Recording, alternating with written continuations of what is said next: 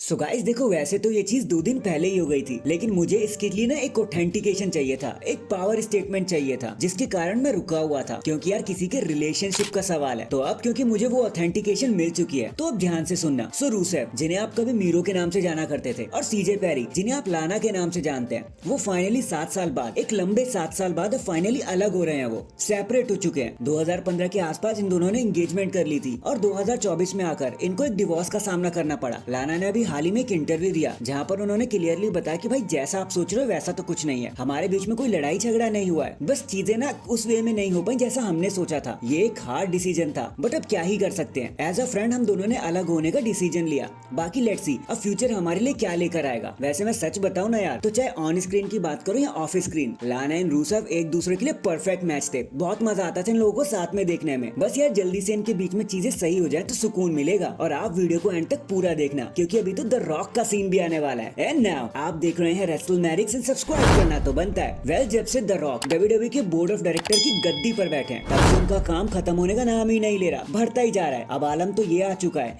कि कभी the rock हमें एक बारी में भी देखने को नहीं मिलते थे सालों तक, और इस बार तो हमें बैक टू बैक नजर आ रहे हैं उस स्मैकडाउन पे। लेकिन आपको क्या लगता है, आफ्टर रेसलमेनिया उस एपिक टैग टीम मैच के बाद द रॉक यूं ही गायब हो जाएंगे? तो बिल्कुल भी नहीं, क्योंकि दिस समर स्लैम 2024 जो क्लीवलैंड ओहायो से होने वाला है, वहाँ हमारे the rock finally Roman Reigns को फेस कर ही लेंगे एक 1-on-1 मैच में। और ये कोई अर्ली प्लान्स नहीं है, डब्ल्यूडब्ल्यूई ने इस पर काम भी करना शुरू कर दिया है। ये होना वैसे जरूरी भी था, क्योंकि द रॉक के लिए एक पर्सपेक्टिव बनता जा रहा था लोगों के बीच में, चेंज हो रही थी चीजें उनके लिए। और जो बंदा बोर्ड ऑफ डायरेक्टर हो, ग्रेटेस्ट एंटरटेनर हो, डब्ल्यूडब्ल्यूई का फ्लैग लेकर जिसको आगे जाना हो, तो डब्ल्यूडब्ल्यूई से हील कैसे बना सकती है? और इसी इमेज को ठीक करने के लिए डब्ल्यूडब्ल्यूई ने इस मैच को प्लान भी कर लिया, ताकि द रॉक एक बार फिर से फेस हो जाए। बाकी वन वे और दी अनदर हमें तो खुशी होना चाहिए भाई कि एटलीस्ट ये मैच कैंसिल नहीं हुआ और हमें फाइनली ये मैच देखने को मिलेगा। तो हैशटैग रॉक वर्सेस रोमन। इसके बाद अगली न्यूज भी द रॉक से रिलेटेड ही है, क्योंकि एक तो जॉन सीना के नेकेड शो हुआ था जो ऑस्कर्स में, तो वहाँ तो द रॉक भी मौजूद थे। नॉट ओनली उन्होंने इस सीन का मजा लिया, बल्कि जब जॉन सीना का प्रैंक एंड हो गया तो उसके बाद द रॉक बैक स्टेज में जाकर उनसे मिले